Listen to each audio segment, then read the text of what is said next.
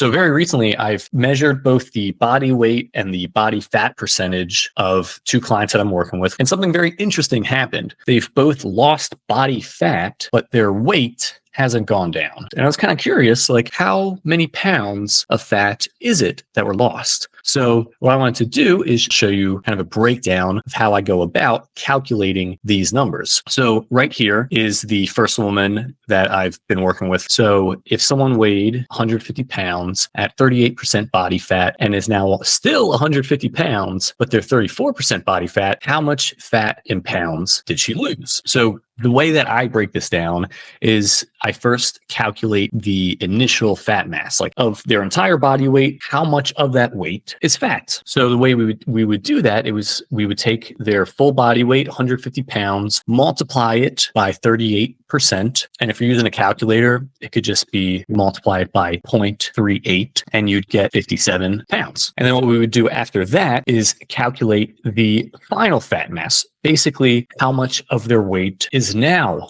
comprised of fat. So we take their current body weight, multiply it by their current body fat percentage. And again, you could just multiply it by 0.34, and we end up with 51 pounds. Now comes the easy part. So to determine the amount of fat that was lost, we simply just subtract the initial number by the final number. So the initial fat mass was 57 pounds. Their current or final fat mass is 51 pounds. So what we end up with is the person losing 6 pounds of fat. So I have another client, a little bit different body measurements. I thought we may as well go through these calculations twice. That way you guys can get a better concept of kind of like how the numbers work. So this woman, she started at 138 pounds at 27.1% body fat. She's still 138 pounds, but now she's 25.7% body fat. So we do the same exact steps that we did before. We get their initial fat mass. So we do 138 times 27.1 divided by 100, which is literally just what I had showed before. You just put a 0 in front and you just boom, just like that. So you do the initial weight times 0.271. We end up with about 37 pounds. Now we find the current fat mass. So we would do 138 times 0.257, and we end up with about 35 pounds of fat. Now we take the initial fat mass, subtract it from the final fat mass, and we're looking at about 2 pounds of fat.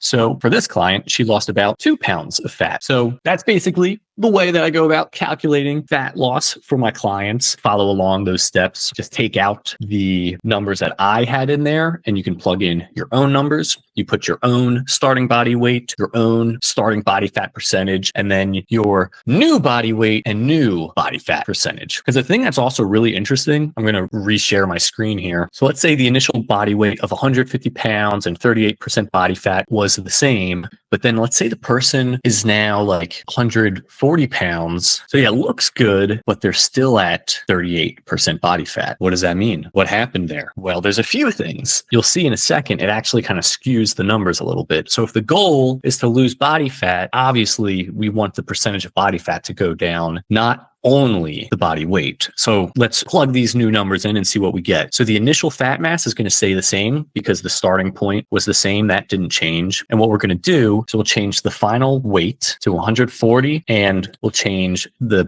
body fat percentage back to 0.38. And when we crunch those numbers, if we do 140 times 0.38, we're looking at 53.2. I don't know if you noticed, but the number previously on here was 51. So now when we go down here to subtract the initial fat mass with the final fat mass, what we're looking at is 57 minus 53.2. So they actually lost 3.8 pounds of fat, which is almost half the amount of fat that they lost initially. So even though they dropped 10 pounds, they lost half the amount of fat that they did initially. Now, sure, in the beginning, when we weighed them, let's say they ate like a really big meal, drank a whole lot of water, and then they wore clothes that were like slightly heavier. Now we're looking at, about a few pounds difference there. The worst case scenario, if they lost 3.8 pounds of fat, where's the other 6 pounds? You know what I mean? Because if 3.8 pounds is from fat, that means there's 6.2 pounds of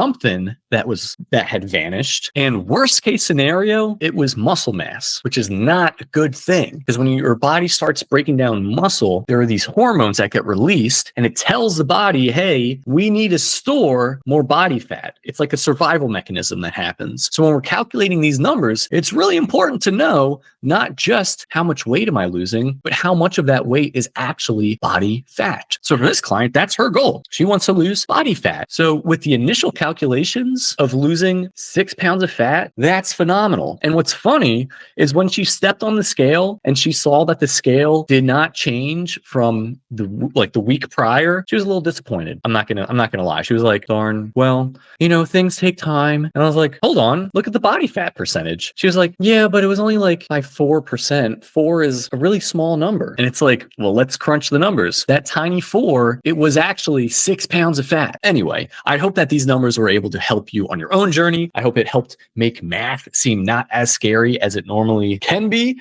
And if you have any questions about how to do some more calculations, or if you want some more assistance in your own journey of burning fat or building muscle, drop a comment below. I want this to be a communicative type of community here. So anything you comment, I will reply to. Unless you're being mean, then I'm just going to write an emoji. So anyway, thank you so much for watching. I look forward to seeing you in the next video. Peace.